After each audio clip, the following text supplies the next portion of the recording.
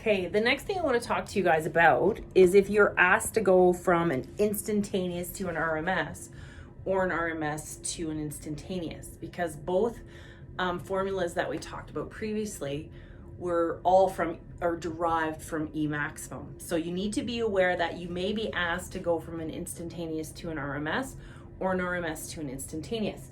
So here on this particular sine wave, I'm given an instantaneous value, 187 volts generated at 170 degrees, and I'm asked to solve for the RMS.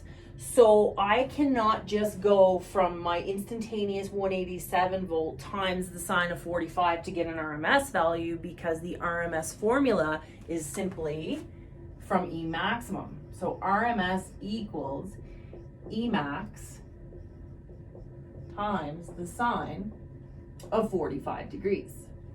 Okay, so I need to now find out what my maximum is and then apply it to my RMS formula.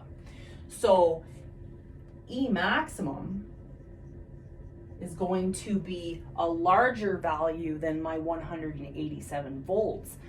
E maximum will equal E instantaneous, which is given, because you have to use the information that's given.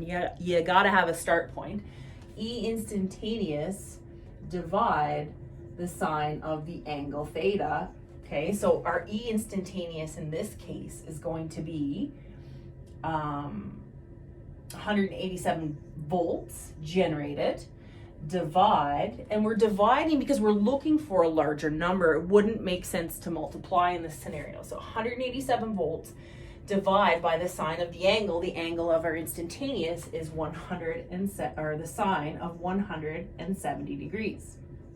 Okay, so if you punch that in your calculator, you come up with 1076.89 volts generated maximum. Okay, 1076.89 volts. Okay, and that makes sense because we're pretty close to minimum here at this 170 degrees.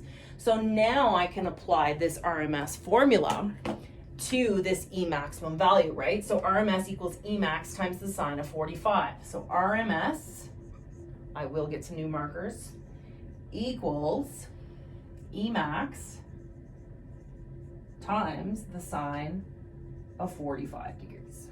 Okay, E maximum 1076.89 volts times the sine of 45 degrees, and that gives me a value of 761.48 volts. Okay, 761.48 volts generated. So at 45 degrees here, we are generating 761 volt, 61.48 volts. Okay, and proportional, right? Like if I'm generating a lower number than when I am at 170, we know we've done something wrong. So be mindful of where the value of voltage is sitting on our sine wave, right? So coming back to trying to find my maximum, it wouldn't make sense to multiply there because we know our maximum's our largest value. So definitely be comfortable with going from E instantaneous to RMS and from RMS to E instantaneous.